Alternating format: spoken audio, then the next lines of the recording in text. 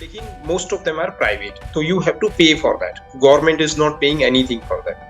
Government उसके लिए आपको कुछ नहीं देती है। बात रही गवर्नमेंट स्कूल की, वो मोस्टली यहाँ के लोकल लोगों के लिए हैं, जो एमिरातीज हैं, वो अरेबिक मीडियम। जो स्टैटिस्टिक्स हैं आप देखोगे और आप पढ़ोगे तो this is one of the safest place on planet. काफी क्राइम रेट, मैं जब से आया हूँ मैंने ऐसा कुछ देखा नहीं है कि कहीं पे भी आपको इनसिक्योरिटी लगे या प्रॉपर्टी लेने के लिए आप नॉर्मली यहाँ प्रॉपर्टी लेना कुछ ही एरियाज में अलाउ है, और वो भी आपको 99 ईयर के लिए कॉन्ट्रैक्ट मिलता है, फिर उसके बाद ओनरशिप चेंज होती है। तो फर्स्ट ये है कि आपको कंट्री लीव करनी है, और रूल ये है कि जो एम्प्लॉयर आपका जॉब कॉन्ट्रैक्ट कैंसिल करेगा वही आपको रिटर्न टिकट देगा। टैक्स नहीं है यूएई में, इनकम टैक्स जिसे हम कहे थे इंडिया में और कनाडा में। और कनाडा में अगर आप यहाँ पर देखेंगे तो जो आप 2.65 लाख कमा रहे हैं पर मंथ, उसमें से सिर्फ 2 लाख ही आपको मिलेंगे। 65,000 आपका टैक्स कट जाएगा। और हर एक स्टेट में आप यहाँ पर देखेंगे अलग अलग परसेंटेज ऑफ टैक्स रहता है। जैसे कि ओंटारियो का ये ग्रीन किया हुआ है हाईलाइटेड, तो वो 24% है। सेकंड ये है कि यहाँ नेशनलिटीज के हिसाब से सैलरी होती है for same job, same work environment, same post, but your nationality decide करती है कि आपकी सैलरी क्या रहेगी। That is also quite surprising हो सकता है आपके लिए कि आप एक अमेरिकन हो, कैनेडियन हो और आप इंडियन हो, and you are working in the same post as a mechanical engineer, तो तीनों को अलग अलग सैलरी मिलेगी। ऐसी पर्सनालिटी की जो आउटस्टैंडिंग है, जिससे कि हमारे इंडिया के बिजनेस जाइंट यहाँ का सिटीजनशिप लेना चाहे तो उनको मिल जाएगा। अनिल अंबानी, मुकेश अंबानी या फिर गौतम अदानी ये चाहे तो इनको इजीली सिटीजनशिप मिल सकता है। या यहाँ परमानेंट वीजा का कॉन्सेप्ट नहीं है अदर नेशनलिस्ट के लिए। देयर इज नो कॉन्सेप्ट नहीं परमानेंट नहीं है। मैंने जहाँ तक सुना है वहाँ पर आपको 90 डेज का एक टाइम मिलेगा। उतने टाइम में आपको कहीं पर भी एक एम्प्लॉयर ढूंढना है और वहाँ पर काम शुरू कर देना है। अगर आपको एम्प्लॉयर नहीं मिलता तो within 90 days you have to be out of the UAE, आपको वहाँ से निकल जाना है। नहीं, that is not that much easy, क्योंकि यहाँ के सबके एम्प्लॉयमेंट कॉन्ट्रैक्ट होते हैं। जब आप स्टूडेंट वीजा पे होते हो तो आपको वर्क करना उस हिसाब से अलाउ। और तीसरी ऐसी कंट्री होती है वो चाहती हैं कि एज ए स्टूडेंट आप आओ, एज ए रेसिडेंट आप वहाँ आओ, लेकिन काम और अपनी पढ़ाई खत्म करने के बाद आफ्टर सर्टेन एज आप वापस चले जाओ। जैसे कि लेकिन यही इमिग्रेंट पॉपुलेशन अगर आप यूएई में देखें तो 90% है, यानी कि 90% जो भी पॉपुलेशन है वो इमिग्रेंट्स है वहां पर। हेलो दोस्तों, नमस्कार, मेरा नाम है रश्मिन और आप हमारी चैनल पर आ रहे हैं हम तुम कनाडा लाइफ, जहां पर हम कनाडा की लाइफ के बारे में और बाकी देशों के बारे में भी बात करते हैं। उसमें हमने एक कंपैरिजन सीरीज स्टार्ट की है। अगर आपको पता है तो हमने इससे पहले भी यूएसए, यूके और ऑस्ट्रेलिया के बारे में बात की थी, कनाडा वर्सेस यूके, ऑस्ट्रेलिया और यूएसए।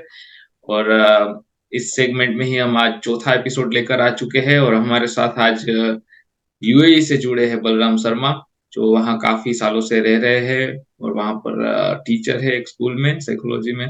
तो उनसे बात करेंगे यूएई के क्या रूल्स रेगुलेशंस है उसके बारे में बात करेंगे, दोनों के कंपैरिजंस वगैरह करेंगे। तो सबसे पहले मैं बलराम से कहूंगा कि आप अपना इंट्रोडक्शन दीजिए, फिर हम आगे बात करते हैं। Over to you Balram. Thank you Rashmin. Hi friends और viewers, whoever is watching it। तो देखिए, मेरा नाम बलराम शर्मा है, ये चीज रश्मिन जी ने आपको पहले ही बता दी है। और मैं यहाँ पिछले 10 साल से रह रहा हूँ एक हायर सेकेंडरी में, इंडियन करिकुलम स्कूल में, जो इंडियन एम्बेसी की स्कूल है, उसमें मैं यहाँ काम कर रहा हूँ। और एक टीचर के अलावा मैं यहाँ पे एक चाइल्ड केयर प्रोटेक्शन ऑफिसर, उस पोस्ट पे भी अपना योगदान दे रहा। तो बस यही है मेरे बारे में। बेसिकली मैं एक साइकोलॉजिस्ट हूँ और काफी सालों से यहाँ पे हूँ। सो सबसे पहले हम एक डिस्क्लेमर देना चाहते हैं क्योंकि कहीं लोगों को ये हमने जो वीडियोस बनाए उसमें ये भी व्यूज आते हैं कि भाई आप हमारी बुराई कर रहे हैं या कुछ अलग बातें हो रही हमारे कंट्री के बारे में। तो यहाँ पर हम ये कहना चाहते हैं कि हम किसी की भी सेंटिमेंट को हर्ट नहीं करना चाहते। एक यूनिक और हर एक कंट्री एक यूनिक होता है, डिफरेंट होता है, वहाँ की पॉलिसीज अलग होती है, क्लाइमेट अलग होता है। तो ये पूरा यूनिक और डिफरेंट होता है दूसरे देशों से। और हम कहना चाहते हैं कि हमारा जो भी स्टेटमेंट है वो हमारा पर्सनल है, हमारा ओपिनियन है वो भी हमारा पर्सनल है, जो भी स्पीकर से इस वीडियोस में। और जो भी हमारा ये कंपैरिजन है वो फेयर और अनबायस्ड रहेगा, ना हम किसी की साइड लेंगे यहाँ पर कि ये अच्छा है एक बुरा है।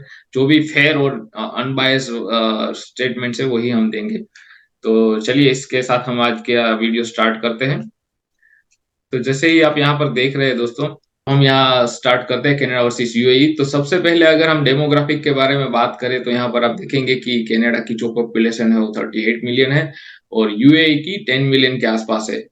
और अगर इमिग्रेंट्स पॉपुलेशन यहाँ पर देखें, जो परसेंटेज है पूरी पॉपुलेशन में, वो कनाडा में 20% है। लेकिन यही इमिग्रेंट पॉपुलेशन अगर आप यूएई में देखें तो 90% है, यानी कि 90% जो भी पॉपुलेशन है वो इमिग्रेंट्स है वहां पर। 10% ही वहां के जो लोकल अमीरातीस है वो है। और एरिया के साइज में आप देखें तो कनाडा की साइज बहुत बड़ी है, मतलब 9.9 मिलियन स्क्वायर किलोमीटर, जबकि यूएई की साइज है वो 83 स्क्वायर किलो के 1000 स्क्वायर किलोमीटर है। और जीडीपी के हिसाब से भी आप देखें तो यूएसडी 2.3 ट्रिलियन की जीडीपी है कनाडा की, और यही यूएई की 498 के 1000 बिलियन के आसपास है उसकी। और ह्यूमन डेवलपमेंट इंडेक्स में इतना ज्यादा डिफरेंस है नहीं, 0.936 और 0.911 है। और यहाँ पर आप पॉपुलेशन डेंसिटी भी देखें तो जैसे कि हमने इससे पहले के वीडियोस में भी कहा है कि कनाडा में पूरा जो पॉपुलेशन हो एक लेटीट्यूड 49 के नीचे रहता है। और ये जो आप रेड कलर देख रहे हो ओंटारियो स्टेट का है, जहां पर ज्यादातर पॉपुलेशन कनाडा की है, जो कि आई थिंक 70-60% के आसपास लोग यहीं इसी एरिया में रहते हैं। आपके यहाँ क्या हालात है बलराम? वहां पर मीन्स कुछ जगह पे ही कॉन्सेंट्रेटेड है या पूरे एरिया में ये सब डिवाइडेड है? देखो, ये बात मैं कहना चाहूंगा, आप दुनिया के किसी भी देश को ले लीजिए, चाहे इंडिया हो या, ऐसा होता है कि कुछ एरिया में कॉन्सेंट्रेटेड पॉपुलेशन होती है, ये कॉमन है जो ज्यादा डेवलप है। लेकिन अगर आप इसको कंपैरेटिव पर्सपेक्टिव में देख रहे हो तो कनाडा जैसा नहीं है। जो दुबई स्टेट है यहाँ का सबसे पॉपुलर स्टेट है, अबू धाबी जो है वो सबसे बिगेस्ट है, लेकिन उसकी population comes in second rank. तो ये आपको समझना है, मोस्टली स्कैटर्ड है, ज्यादा डेंसिटी नहीं है कि पर्टिकुलर प्लेस पे हो।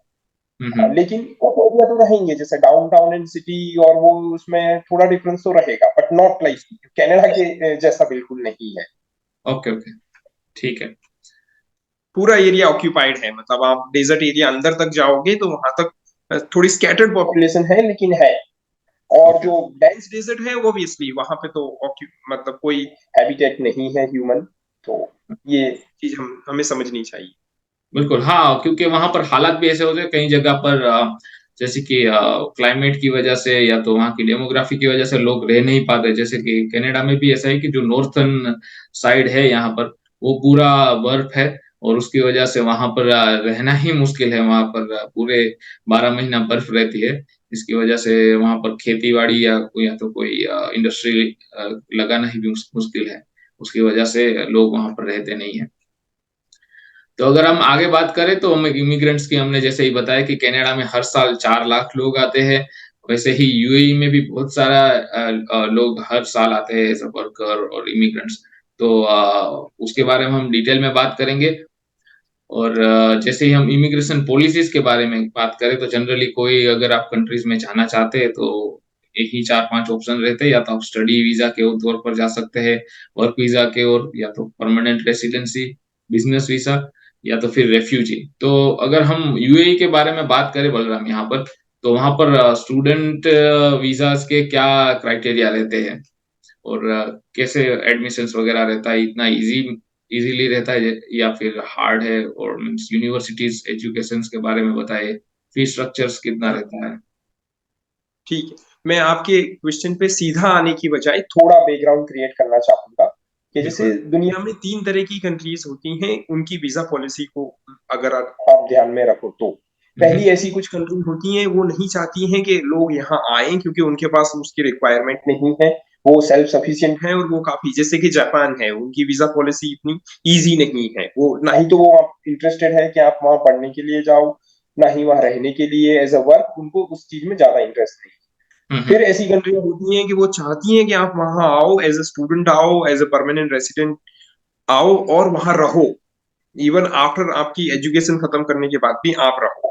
और तीसरी ऐसी कंट्री होती ये वो चाहती हैं कि एज ए स्टूडेंट आप आओ, एज ए रेसिडेंट आप वहां आओ, लेकिन काम और अपनी पढ़ाई खत्म करने के बाद आफ्टर सर्टेन एज आप वापस चले जाओ, है जैसे कि बिल्कुल आप, 60 और रिटायरमेंट के बाद आप चले जाओ। तो यूएई एक ऐसी कंट्री है उस थर्ड कैटेगरी में आती है। बिल्कुल वो चाहती है एज ए स्टूडेंट आप आओ, वो चाहते हैं अच्छे से, ये कंट्री अच्छे से चाहती है कि आप आओ एज अ रेसिडेंट, यहाँ रहो, और जब आपका काम खत्म हो जाए, आपका एक्टिव पीरियड खत्म हो जाए, तब आप जा सकते हो।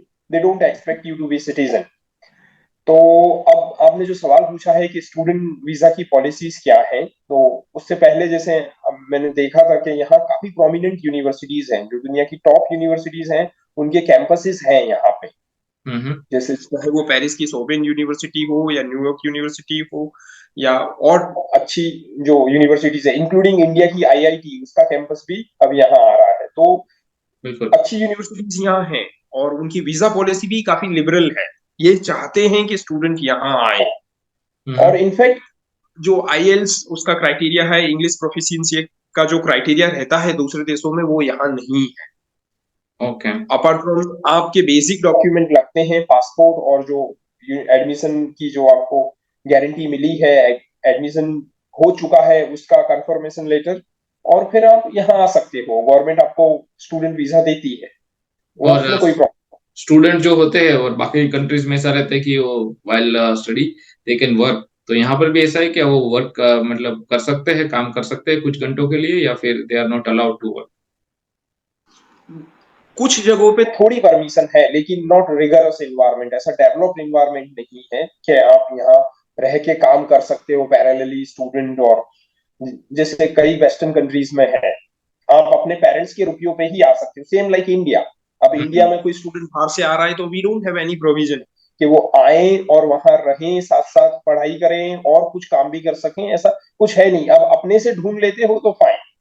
मतलब अगर वो यहाँ करना चाहता है कोई इतना रेस्टोरेंट में डेवलप, पार्ट टाइम जॉब, या तो उबर ड्राइव करना चाहता है, या तो फिर कोई स्किप दैट, जैसे डिलीवरी, कोई फूड डिलीवरी ऐप है वो करना चाहता है, तो वैसे पार्ट टाइम वो जॉब कर सकता है?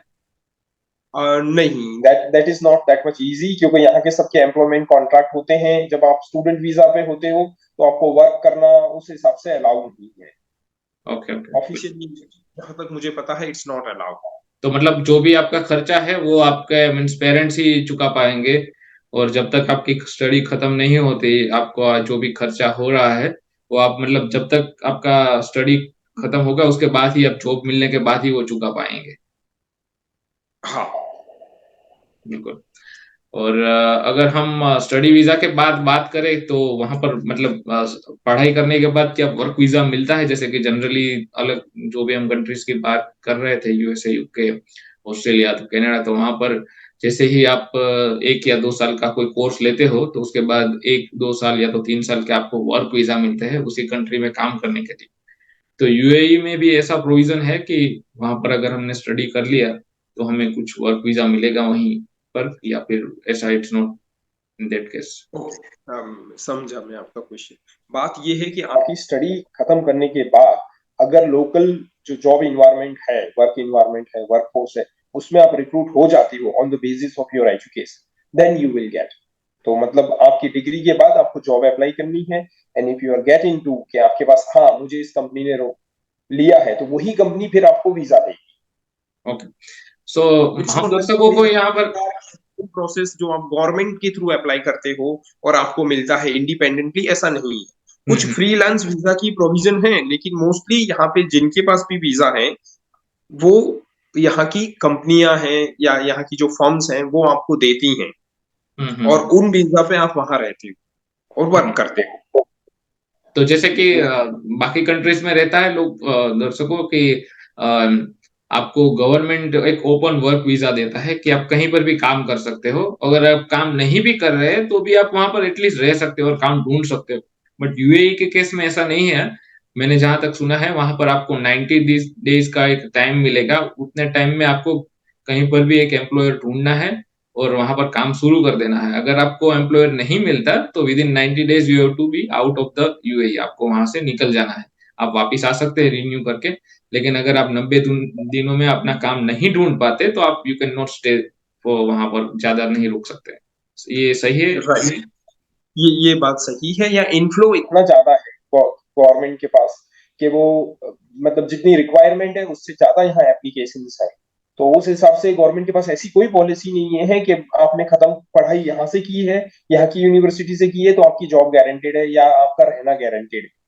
दोनों में से कुछ भी गारंटेड नहीं है। अगर आपको यहाँ जॉब मिलती है, उसके बेसिस पे आपका एम्प्लॉयर आपको वीजा देता है, वो पॉसिबल है। आपको जॉब मिलना पॉसिबल है, जॉब मार्केट तो बड़ा स्ट्रांग है, ऐसा नहीं है कि नहीं मिलेगा। अगर आपने यहाँ से पढ़ाई की है तो ऑलमोस्ट 100% चांसेस है कि आपको कैलिबर की जॉब मिल जाएगी। और जॉब जैसे ही आप अप्लाई करोगे आपको वीजा भी मिल जाएगा। वो 2 ईयर या 3 ईयर का वीजा होता है। अगर आपने कोई आउटस्टैंडिंग पढ़ाई की है तो 5 ईयर to 10 ईयर का वीजा भी देते हैं। अभी ओके। गोल्डन वीजा और ऐसा प्रोसेस चालू भी भी है जिसमें 5 to 10 ईयर का वीजा भी मिलता है। बट कोई प्रोविजन नहीं है अगेन, अगर आपको जॉब नहीं मिलती है तो you need to go back. Okay. और अगर जॉब मैंने है तो ले सकते हो आप, ऐसा कुछ नहीं है कि विदाउट जॉब आप रह सकते हो, no, nothing like that. Dependent visa सिर्फ स्पाउस के लिए हो सकता है या आपके ब्लड रिलेटिव्स के लिए। अगर मेरी जॉब यहाँ है तो मैं अपनी वाइफ या फैमिली मेंबर को यहाँ रख सकता हूँ, that is also only blood relatives. Okay. और मैंने ये भी सुना है कि जो एजुकेशनल यूनिवर्सिटीज है, जैसे कि आपने कहा कि टॉप रैंक तो है ही, लेकिन उसके अलावा भी बहुत सारी यूनिवर्सिटीज है जिसको खुद यूएई रिकॉग्नाइज नहीं करता। तो ये केस भी है वहां पर या नहीं? मैंने ये सुना है, I don't know about this. नहीं, यूएई रिकॉग्नाइज नहीं करता है ऐसा कुछ नहीं है।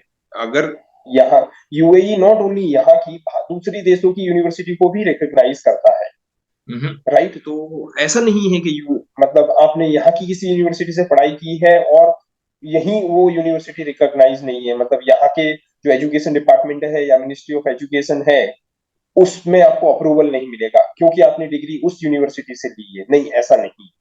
Okay okay. आपको अगर वो यूनिवर्सिटी का कैंप उस यूनिवर्सिटी का कैंपस यूएई में है, मतलब वो गवर्नमेंट के थ्रू अप्रूव्ड है और वो वैलिड है। नो फेक यूनिवर्सिटी नहीं है यहाँ। जो ट्रेड मिल कहते हैं कि सिर्फ डिग्री के लिए आपको बुलाया जाता है ताकि उनको रेवेन्यू जनरेट हो, ऐसा यहाँ नहीं। Okay okay.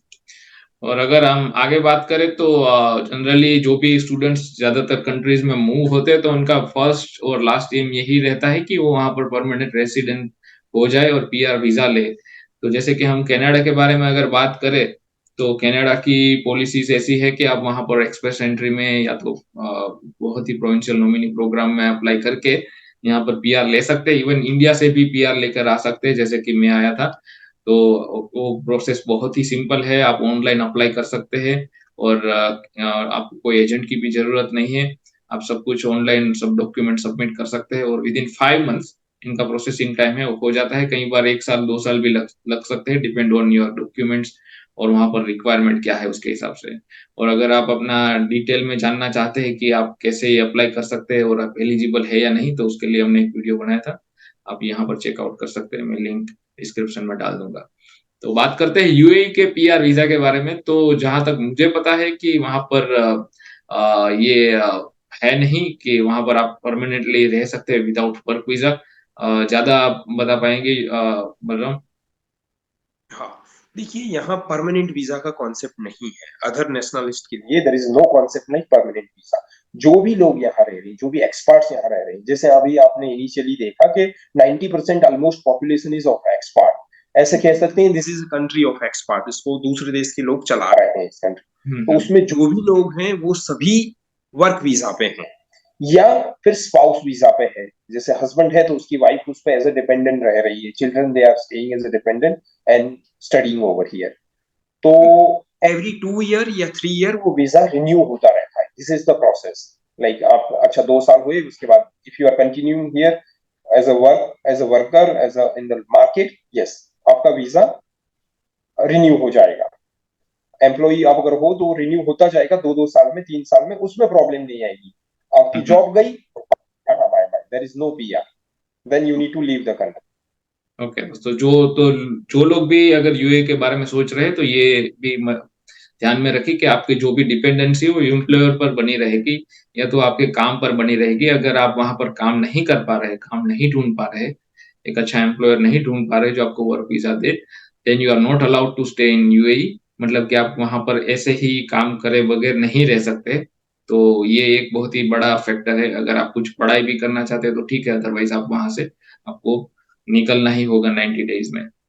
और इसके बाद अगर हम बात करें सिटीजनशिप की, तो कैनेडियन सिटीजनशिप, आप यहाँ पर अगर पीआर के तौर पर आते हैं और 3 साल रहते हैं कनाडा में, तो आपको सिटीजनशिप के लिए आप एलिजिबल है और आप अप्लाई कर सकते हैं। और मेरे बहुत सारे दोस्त है वो सिटीजन ऑलरेडी हो चुके हैं, जो 1-2 साल पहले आए थे। और नेक्स्ट ईयर शायद हम भी अप्लाई कर देंगे, 3 साल हो जाएंगे हमें यहाँ पर। तो अगर हम यूएई के केस में ये चेक करें, तो मैंने जहां तक पढ़ा है वहां पर इट इज वेरी डिफिकल्ट। अभी वो लोग दे रहे हैं सिटीजनशिप, लेकिन बहुत ही कम लोगों को सिटीजनशिप मिलती है, क्योंकि वहाँ लोकल एमिरिटीज है वो उनका जो क्राइटेरिया है वो बहुत ही स्ट्रिक्ट है। ज्यादा हमें बलराम बता पाएंगे कि कितने लोगों को सिटीजनशिप मिलती है और क्या क्राइटेरिया है, बलराम? हाँ, सिटीजनशिप ये बहुत ही प्रोमिनेंट पर्सनालिटी को दे सकते हैं, ऐसी पर्सनालिटी की जो आउटस्टैंडिंग है, जिससे कि हमारे इंडिया के बिजनेस जाइंट यहाँ का सिटीजनशिप लेना चाहे तो उनको मिल जाएगा। अनिल अंबानी, मुकेश अंबानी या फिर गौतम अदानी ये चाहें तो इनको इजीली सिटीजनशिप मिल सकता है, या इसरो का कोई साइंटिस्ट चाहे तो उसको भी ये सिटीजनशिप दे सकते हैं। आउटस्टैंडिंग पर्सन, राइट, बिल्कुल, कोई बहुत ही अच्छा क्रिकेटर है, वो भी चाहे तो वो ले सकता है और यहाँ की टीम में खेल सकता है। एक कॉमन इंसान के लिए, डॉक्टर, इंजीनियर और एनी अदर प्रोफेशन, उनके लिए तो it is no, clear no कि उनके लिए सिटीजनशिप नहीं है। There is no provision for citizenship. Golden visa अभी एक स्टार्ट हुआ है, एक तो उसमें भी टॉप क्लास प्रोफेशन और जो बहुत अच्छा इन्वेस्ट कर रहे हैं, अच्छा बिजनेस कर रहे हैं, उनको 10 ईयर का गोल्डन वीजा देते हैं। बिल्कुल। तो तो ये भी आप लोगों बिल्कुल। तो ये भी आप ध्यान में रखें दोस्तों कि सिटीजनशिप, अगर आपका जो माइंड है कि आपको सिटीजनशिप लेना है किसी कंट्रीज का, क्योंकि पासपोर्ट भी बहुत डिपेंड करता है आप कहीं पर भी ट्रैवल कर रहे हैं तो अगर आपके माइंड में ये है तो ये भी एक ख्याल रखें कि आप you will not able to get UAE citizenship अगर आपके पास एक्स्ट्रा ऑर्डिनरी टैलेंट और स्किल नहीं है, जिस तरह से बलराम ने बताया कि ये लेना बहुत ही इम्पॉसिबल, नेक्स्ट टू इम्पॉसिबल है अगर आप नॉर्मल बैकग्राउंड से आ रहे हैं तो। राइट। और ये इंडियंस के लिए नहीं, किसी भी एक्सपार्ट के लिए, चाहे आप अमेरिकन हो चाहे आप कैनेडियन हो, किसी के दे लिए डोंट हैव एनी पॉलिसी, उनके लिए कोई ऐसी पॉलिसी नहीं है कि सिटीजनशिप दें। सिर्फ एक्सेप्शनली आउटस्टैंडिंग कोई जीनियस है कि वो एक नेशनल असेट हो सकता है उनके लिए, तो उनको ये इंक्लूड कर सकते हैं। That is also like you know by choice, कि अगर वो करना चाहे तो, इट्स नॉट कि हैव टू। ओके, बिल्कुल। और अगर हम आगे बात करें तो एम्प्लॉयमेंट में वहां पर जैसे कि यहाँ पर हम बात करते हैं कनाडा में, तो यहाँ पर 3-4% या 5% के आसपास अनएम्प्लॉयमेंट रहता है। लेकिन अभी हालात बहुत ही खराब हो चुके हैं, जैसे कि हमने पहले ही बताया कि एक जगह है ओंटारियो, वहां पर 60-70% ऑफ द पॉपुलेशन कनाडा की वहीं रहती है। उसी वजह से एक ही जगह पर बहुत सारे लोग जमा हो जाने की वजह से स्टूडेंट्स भी वहीं पर ज्यादा आते हैं, और उसकी वजह से वहां पर एक जॉब के लिए हजारों लोगों की लाइन लग जाती है, और जॉब क्राइसिस भी कई बार क्रिएट हो जाते हैं। तो ये हालत कुछ रीजन में है और कुछ जगह पर है, हर एक जगह पर कनाडा में ऐसा नहीं है। अगर हम बात करें यूएई की, तो बलराम आपके वहां पर क्या हालात है एम्प्लॉयमेंट के और अनएम्प्लॉयमेंट का? जैसे कि हमें पता है कि वर्क वीजा के बगैर वहां लोग रह ही नहीं पाएंगे, तो ऑब्वियसली वहां पर अनएम्प्लॉयमेंट कम रहेगा। लेकिन फिर भी जो एमिरेट्स है लोकल, उनको शायद यहाँ पर वो काउंट पर लेते होंगे जब अनएम्प्लॉयमेंट गिनते होंगे। तो क्या क्या हालात है वहां पर जॉब वगैरह के? राइट। जैसे कि आपके सवाल में ही एक जवाब तो छुपा था, अगर आप एक्सपर्ट हो तो आप अनएम्प्लॉयड यहाँ नहीं हो सकते। अनएम्प्लॉयड आप हो तो फिर आप किसी डिपेंडेंट वीजा पे हो, जैसे हाउस वाइफ है तो वो लोग एम्प्लॉयमेंट अनएम्प्लॉयमेंट की कैटेगरी में नहीं रखते हैं, क्योंकि सी इज ऑन डिपेंडेंट वीजा। बिल्कुल, राइट। बच्चे हैं। अब बात रही यहाँ के लोकल की, तो यहाँ गवर्नमेंट की बहुत ही क्लियर पॉलिसी है, local first. Right. There is a differential policy also, it's not like all citizen are equal, ये बात भी नहीं है यहाँ पे। तो यहाँ की यहाँ के सिटीजन्स को फर्स्ट रखती है, उनकी हेल्थ केयर, उनकी वेलफेयर, उनका एजुकेशन और एम्प्लॉयमेंट, ये सब गवर्नमेंट पूरा ध्यान रखती है कि उनको पहले मिले, because there is a clear reservation उनके लिए, there is a high scale उनके लिए, सिमिलर काइंड ऑफ जॉब, तो हर हिसाब से उनको प्रोटेक्शन मिला है। स्टिल अगर वहां के कुछ लोग, यहाँ के कुछ लोग हैं जो काम नहीं करते हैं, तो उसका एक ही रीजन है कि वो करना नहीं चाहते हैं।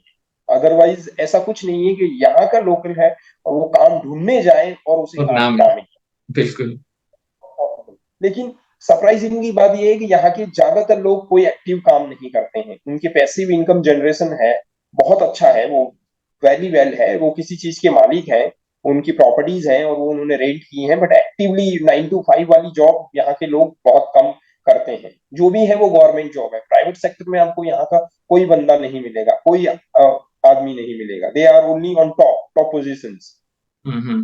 बिल्कुल दूसरा है कि गवर्नमेंट अब प्रमोट कर रही है कि वो लोग लोकल वर्क इन्वायरमेंट में आए, तो उनको इनफैक्ट पॉलिसीज बनाई जा रही है कि हर ऑर्गेनाइजेशन को अप टू 2% लोग यहाँ के लोकल को हायर करना है। This is recently from last 1.5 after corona it came this policy के इनको रखना है।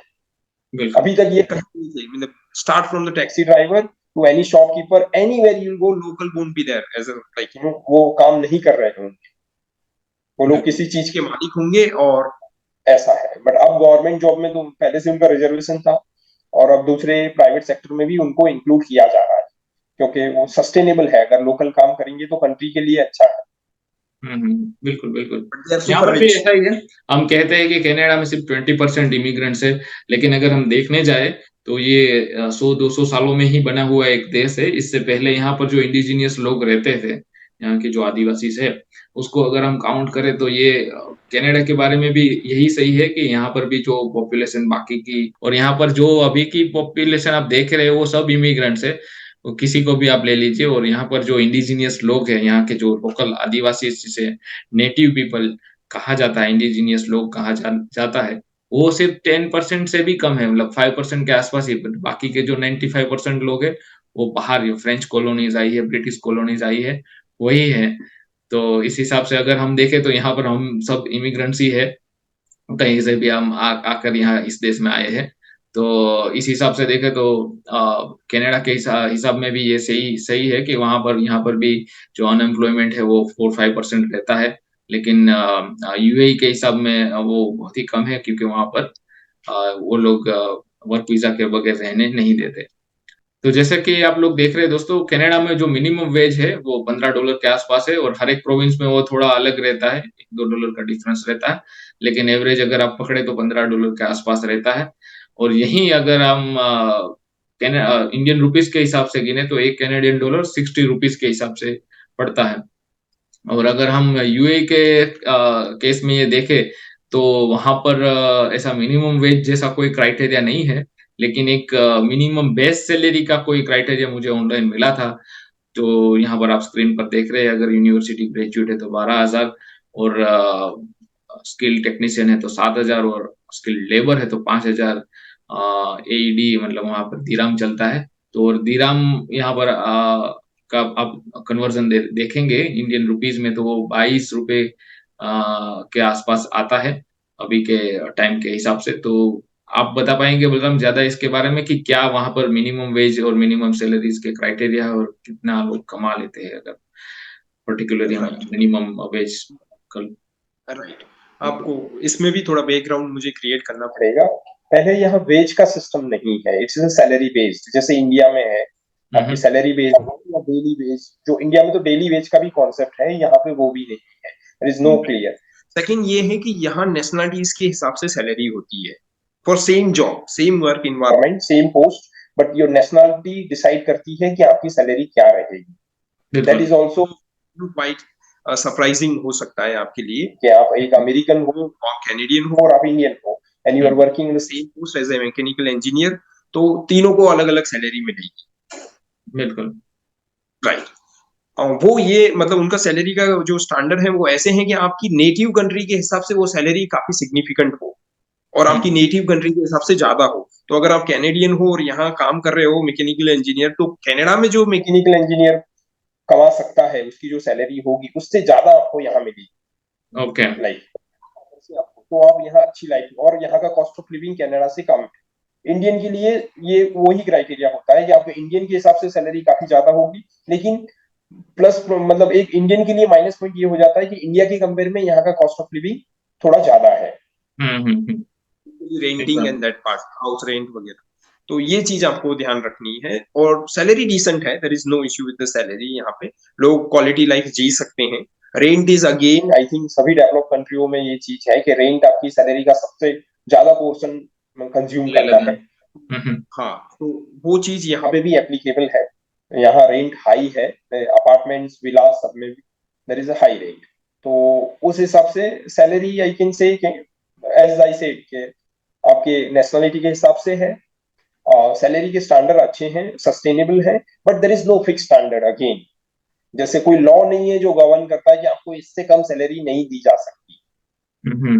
बिल्कुल। कम बेसिक क्राइटेरिया है, लेकिन उसमें भी अगेन उसमें वेरिएशंस हैं। They are not followed clear means formally. Okay okay.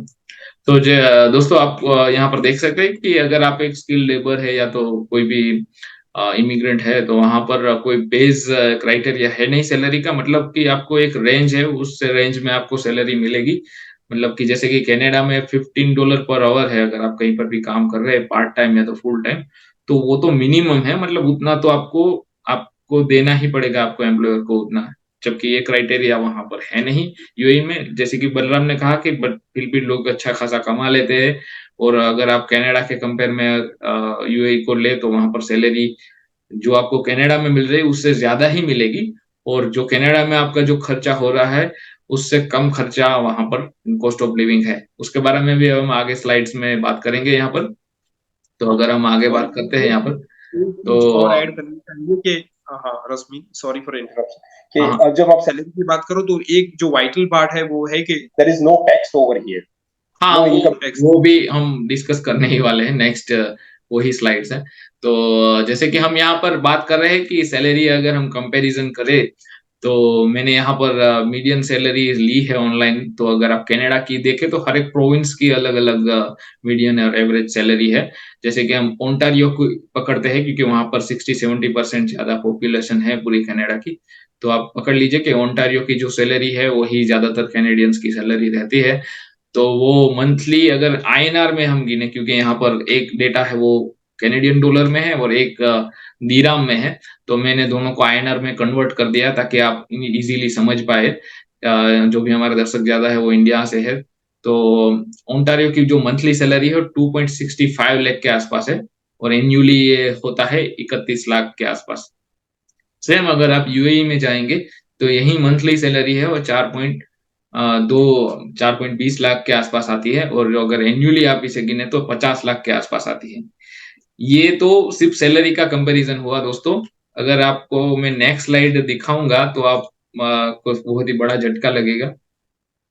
एक तो एक डिस्क्रिमिनेशन का तो है ही, लेकिन इससे पहले मैं आपको ये टैक्स का बताना चाहता हूँ कि जो यूएई में जो ये आप 4.20 लाख कमा रहे हैं मंथली, उसके ऊपर कोई भी टैक्स नहीं है। यहाँ पर कोई भी टैक्स नहीं है यूएई में, इनकम टैक्स जिसे हम कहते हैं इंडिया में और कनाडा में। और कनाडा में अगर आप यहाँ पर देखेंगे तो जो आप 2.65 लाख कमा रहे हैं पर मंथ, उसमें से सिर्फ 2 लाख ही आपको मिलेंगे, 65,000 आपका टैक्स कट जाएगा।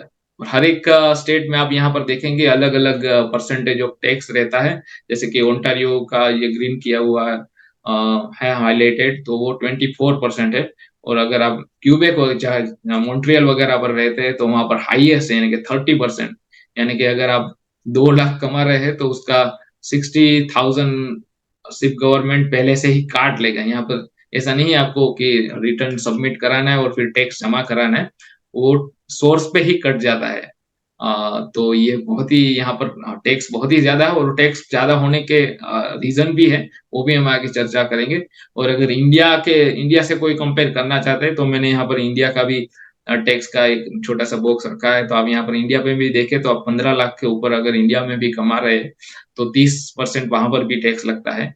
हालांकि वहां पर जो हम टैक्स डिडक्टिबल हम दिखाते हैं वो उसके बाद सैलरी पर टैक्सेबल इनकम बनती है, तो वो थोड़ा अलग है। आप यहाँ पर यूएई के बारे में बताए बलराम, तो वहां पर आपने जैसे ही बताया कि टैक्स नहीं लगता, उसके अलावा कुछ रहता है कि एम्प्लॉयर कुछ टैक्स ले या तो गवर्नमेंट कुछ टैक्स ले?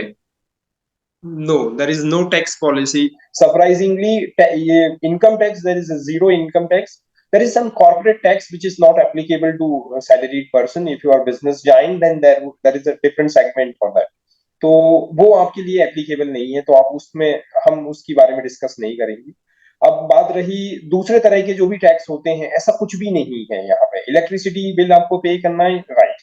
जो आप यहाँ से प्रोडक्ट खरीदते हो उनमें पहले नहीं था, 2020 से कुछ नॉमिनल टैक्स आपको देना है। जैसे इंडिया में जीएसटी है, तो यहाँ ऐसे हम्म, वैट वो बिल्कुल 5% है नॉर्मल प्रोडक्ट्स पे। तो बाकी तो यहाँ ऑल ओवर जितने भी टैक्स के स्लैब होते हैं, जैसे इनकम टैक्स के अलावा भी दूसरे दूसरे टैक्स हैं, वो सब नहीं है या ना के बराबर है। बिल्कुल। और मैं दोस्तों आपको बताना चाहता हूँ, कनाडा में जीएसटी भी 18% है, 12% है। अलग अलग प्रोडक्ट पर अलग अलग टैक्स लगता है। तो कई जैसे कि आप कहीं पर भी आप रेस्टोरेंट में खाना खाने जाएंगे या तो शॉपिंग करने चाहेंगे, तो वहां पर जो फेस वैल्यू रहती है जैसे कि $10, तो उसके हिसाब से आप उस प्रोडक्ट को अगर खरीद लेते हैं तो उसके बाद उसमें टैक्स ऐड होगा। तो ये बहुत ही अलग लगता है हमें कई बार, क्योंकि इंडिया में जब हम मैक्सिमम प्राइस देखते हैं एमआरपी, तो उसके ऊपर हमें टैक्स नहीं दिखता क्योंकि वो टैक्स इंक्लूसिव प्राइस होती है। और यहाँ पर उल्टा रहता है, चाहे आप मोबाइल का प्लान ले रहे हो या तो कुछ भी ले रहे हो, तो उसमें टैक्स पहले वो नहीं दिखाते और बाद में फिर वो टैक्स ऐड होके आता है। और अगर हम इसी सेगमेंट में अगर हमारे ये स्लाइड हमने स्किप किया था उसके बारे में बात करें, तो ऑलरेडी बलराम ने बता दिया है कि वहां पर डिस्क्रिमिनेशन है कि वहां पर बेस्ड ऑन नेशनैलिटी सैलरीज अलग रहती है। जैसे कि कहीं यहाँ पर आप देख रहे हैं कि एक पर्टिकुलर सेगमेंट है स्ट्रेटेजी, उसके अगर हम यहाँ पर पे स्केल देखें, तो यहाँ पर एक रेंज दी गई है कि जैसे कि मैं अगर कंसल्टेंट की सैलरी से स्टार्ट करूँ तो 14,000 टू 19,000। तो जो एक मिनिमम बेस स्केल है, अगर आप इंडियन है तो आपको शायद 14,000 मिलेगा। लेकिन अगर आप कोई अलग नेशनलिटी, जैसे कि आप वहाँ के लोकल है या तो कोई डेवलप कंट्री से आ रहे हैं, अमेरिका कनाडा के पासपोर्ट के साथ आ रही है, तो आपको ज्यादा सैलरी मिलेगी। सेम बलराम जैसे बता रहे थे। बलराम आप इसमें कुछ डिटेल में बता पाएंगे? सी ये जैसे इन यहाँ की पॉलिसी ये है कि आप यहाँ परमानेंट रह नहीं सकते, तो इनका जो ऑब्जेक्टिव ये है कि आप अच्छे से यहाँ रहो, कुछ अपने हिसाब से आपको ये अट्रैक्टिव लगे ये प्लेस, और आप अपनी अच्छी लाइफस्टाइल जी पाओ। तो फिर वो आपकी नेटिव कंट्री देखते हैं और उस हिसाब से आपकी सैलरी रखते हैं। और सबसे हाईएस्ट सैलरी यहाँ पे होती है यहाँ के नेटिव्स की, जो यहाँ के अगर नेटिव काम कर रहे हैं तो। और हम्म। उसके सिवाय जो, जैसे आपने बताया, आई कंप्लीटली एग्री कि डेवलप कंट्री से अगर आप हो तो आपकी सैलरी उस हिसाब से ही होगी और वहां से ज्यादा ही होगी। तो अगर आप अमेरिकन हो, कैनेडियन हो, ऑस्ट्रेलियन हो, आप यूके से हो, न्यूजीलैंड से हो, आप यहाँ रह के वहां से ज्यादा कमा सकते हो सेम वर्क के लिए। चाहे वो टीचर हो, चाहे वो इंजीनियर हो, चाहे वो सेल्समैन हो, कुछ भी हो। बट ये रहता है बलराम की एक सर्टेन एक्सपीरियंस के बाद, जैसे कि मुझे 10 साल यूएई में हो गया एक ही जॉब में काम करते हुए, तो मुझे वो प्रिविलेज मिलेगा या फिर वो फिर भी मेरा जो भी सैलरी है वो मेरे पासपोर्ट के हिसाब से ही कैलकुलेट होगा? नहीं, वो आपके पासपोर्ट के हिसाब से ही कैलकुलेट होगा। इंक्रीमेंट होगा लेकिन उसी रेंज में होगा, क्योंकि आपका ओके ओके। स्केल, नेशनलिटी के बेस पे है। तो फिर आपके विद इन आपके स्केल में इंक्रीमेंट होगा, पर आपका स्केल चेंज नहीं होगा। और मैंने अभी कुछ दिनों से ये भी देखा है ट्रेंड कि कई लोग कनाडा यूके ऑस्ट्रेलिया आते हैं और फिर वहां का पासपोर्ट लेकर वापस यूएई आते हैं। तो in that case they are considered as a Canadian और ऑस्ट्रेलियन, और they yes, considered as a. Right, आपकी बात सही है, मैं समझ गया आपका क्वेश्चन। वो पासपोर्ट पे जाते हैं, पासपोर्ट ओके ओके। डिसाइड्स कि आपकी नेशनलिटी। आपका ओरिजिन फेस नहीं तो देखते में हैं? आपका, हाँ, आपका ओरिजिन क्या क्या था, आप कहाँ से कैसे गए, वो उनसे उनको कोई लेना देना नहीं। आपकी पढ़ाई भी अगर कनाडा से है और हम्म। आपके पास पीआर है, फिर आप यहाँ आते हो, तो they'll consider you as a Canadian और एज ए ओके। अमेरिकन, वो उस हिसाब से वो आपको फिर वही पे स्केल देते हैं जो कैनेडियन और और अमेरिकन को देना चाहिए। तो हम जैसे ही बात कर रहे थे कि सैलरी वगैरह के बारे में, तो उसी सेगमेंट में अगर हम बात आगे बढ़ाए, तो यहाँ पर हम हमारा जो भी डिपेंडेंस है वो वर्कर वर्कर का एम्प्लॉयर के ऊपर बहुत ज्यादा रहता है। जैसे कि कनाडा में अगर आप परमानेंट रेसिडेंट या तो ओपन वर्क परमिट पर है, तो एम्प्लॉयर के साथ आपका कोई डिपेंडेंसी नहीं है। आप जहाँ चाहे वहां घूम सकते हैं, रह सकते हैं, काम नहीं भी कर सकते और वहां पर रह सकते हैं। उस केस में अगर हम बात करें तो यूएई में ये पॉसिबल नहीं है। वहां पर आपका एम्प्लॉयर के ऊपर डिपेंडेंसी बहुत ही ज्यादा है। इसी वजह से हम इस सेगमेंट में भी बात करना चाहेंगे। तो हम आप बता पाएंगे बलराम कि क्या है वहाँ पर डिपेंडेंसी? जैसे कि मैंने सुना है कि वहाँ पर ड्राइविंग लाइसेंस लेने के लिए भी आपको एम्प्लॉयर से कुछ लेटर एनओसी लेना होता है। तो ये सब के बारे में बता पाएंगे आप? राइट। ये चीज थोड़ा इसमें अपडेट हुआ है। 2019 तक ऐसा था या 18 तक ऐसा था कि आपको अपने एम्प्लॉयर से एनओसी लेना होता है अगर आप ड्राइविंग लाइसेंस के लिए अप्लाई कर रहे हो, और ड्राइविंग लाइसेंस भी आपकी जो जॉब कैटेगरी है उसकी रेंज में ही आपको मिलता है। मतलब आपका प्रोफेशन क्या है वो डिसाइड करेगा कि आपको ड्राइविंग लाइसेंस के लिए अप्लाई करना चाहिए या नहीं चाहिए। आपको टू व्हीलर के लिए अप्लाई करना चाहिए, फोर व्हीलर के लिए, हैवी व्हीकल के लिए, ये आपका वीजा स्टेटस डिसाइड करेगा कि आपका वर्क क्या है। लेकिन हम्म। अब ऐसा नहीं। जैसे कि जब मैं यहाँ आया था यूएई में, तो एज अगर आप टीचर की प्रोफाइल पे हो तो आप टू व्हीलर का लाइसेंस अप्लाई नहीं कर सकते, क्योंकि वो रिस्की माना जाता है टू व्हीलर। यहाँ पे सिर्फ फोर व्हीलर का लाइसेंस आपको मिल सकता था, लेकिन वो ओके। थोड़ी लिबरल हुए हैं। अब आप टू व्हीलर का लाइसेंस कोई भी अप्लाई कर सकता है, और फोर व्हीलर तो वही है। मतलब यहाँ के 95% व्हीकल फोर व्हीलर ही है, तो कार का आपको मिल सकता है। NOC is not part of this, at least middle class जो मिडिल रेंज सैलरी है उसमें एनओसी नहीं चाहिए, और आई थिंक किसी भी रेंज में अब हटा दिया है एनओसी। ओके। बिल्कुल। तो और वो अगर अब नहीं। हाँ, आपका आपकी डिपेंडेंसी आपके एम्प्लॉयर पे काफी हैवी है, दैट इज श्योर। वो हम्म, बात सही है। तो अगर जैसे कि कोई एम्प्लॉयर ने मेरा वर्क कॉन्ट्रैक्ट खत्म कर दिया, जैसे कि 3 साल का है और 3 साल के बाद रिन्यू नहीं किया, तो उस केस में मेरे पास क्या ऑप्शंस रहते हैं वहां पर रहने के लिए? उसमें आपके पास दो ऑप्शन है। फर्स्ट ये है कि आपको कंट्री लीव करनी है, और रूल ये है कि जो एम्प्लॉयर आपका जॉब कॉन्ट्रैक्ट कैंसिल करेगा वही आपको रिटर्न टिकट देगा। It's like that. ओके। मतलब आपका पहले आपको रिटर्न टिकट मिलेगी, बाद में आपका जॉब कॉन्ट्रैक्ट कैंसिल होगा। ओके। ओके। राइट। तो क्या? बात ये हुई। दूसरा ये है कि आप वहां रिक्वेस्ट करते हो कि मैं नहीं जाना चाहता हूँ और मुझे यही मतलब जॉब ढूंढनी है, तो एक महीने का आपको ग्रेस पीरियड मिलता है, 1 मंथ। वन हम्म। मंथ के अंदर अगर आपका वीजा एक्सपायर होने के बाद 1 मंथ के अंदर आप दूसरी जॉब यहाँ ढूंढ लेते हो, और वो जो दूसरी एम्प्लॉयर है वो रेडी हो जाता है कि मैं आपको वीजा देता हूँ, आप मेरे क्योंकि आपको यूएई का एक्सपीरियंस है, आप काम करिए, तो you can start without any fine. अगर आप एक महीने से ज्यादा रुकते हो तो पर डे का आपको फाइन पे करना है, और वो उसमें आप पकड़े गए तो सीधा डिपोर्ट है, मतलब आपको वो ले जाएंगे। प्लस पॉइंट ये है कि आपको टिकट का रुपया नहीं खर्चना पड़ेगा, गवर्नमेंट खुद भेज देगी। लेकिन you have to like go अगर आपको जॉब नहीं मिलती है मोर देन 1 मंथ। ओके। और ठीक है। ये तो थोड़ा अलग है यहाँ पर। अगर हम आगे बात करते हैं इसके लिए, तो जैसे कि बाकी कंट्रीज में भी एम्प्लॉयमेंट इंश्योरेंस रहता है। अगर आप जॉब आपकी छूट जाती है, या तो आपको जॉब से निकाला जाता है, किसी रीजन से लेड ऑफ होता है, तो उस केस में गवर्नमेंट आपको जो आपकी लास्ट सैलरीज होती है उसका कुछ परसेंटेज ऑफ अमाउंट, जैसे कि यहाँ पर कनाडा में 55% ऑफ योर लास्ट सैलरी, और maximum per week 650 per week dollar आपको मिलता है। तो ऐसा यूएई के केस में मैंने जब देखा, तो अभी वहां पर भी कुछ एम्प्लॉयमेंट इंश्योरेंस स्टार्ट हुआ है। ज्यादा बलराम हमें बता पाएंगे? राइट।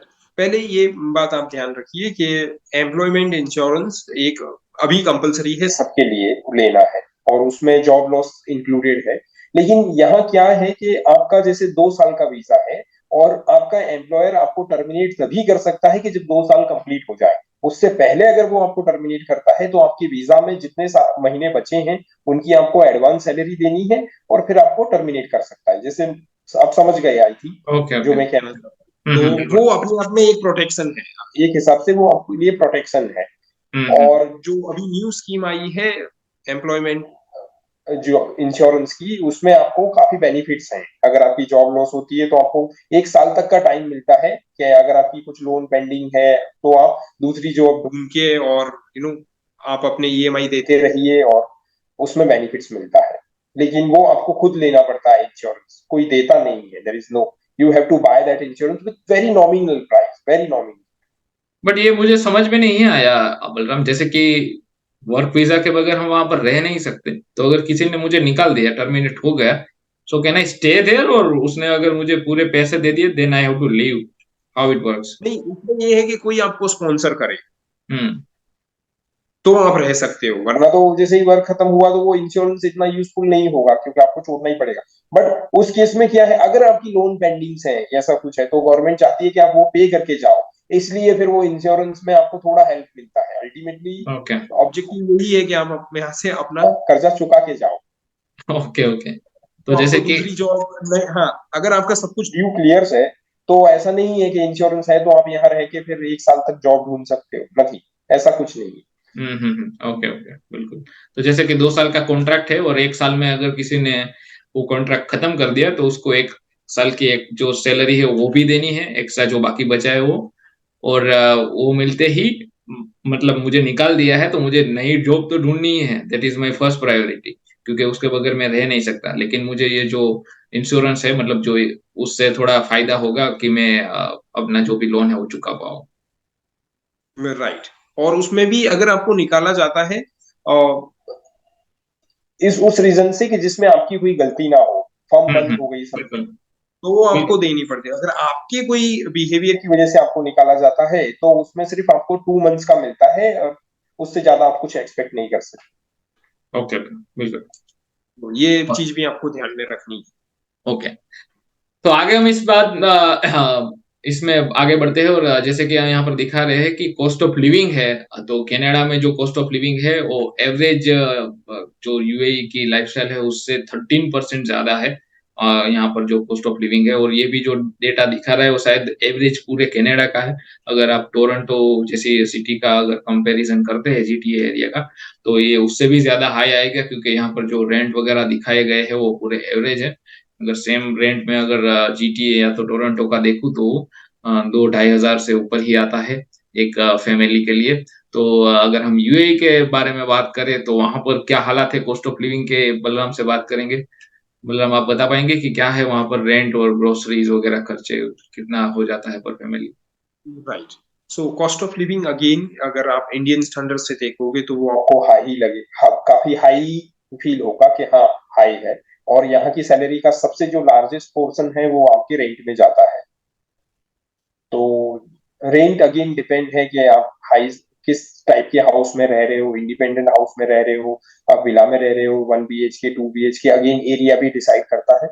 लेकिन वो आपकी सैलरी का ऑलमोस्ट 1/3, 20% इतना तो ले लेता है, कुछ केसों में 30% आपकी सैलरी का हो सकता है उसमें। मतलब अगर आप 2 BHK अच्छी सिटी एरिया में आप जा रहे हो, मेन सिटी एरिया में, तो आपको 60,000 AED पर एनम इतना आपको पे करना पड़ेगा फॉर 2 BHK।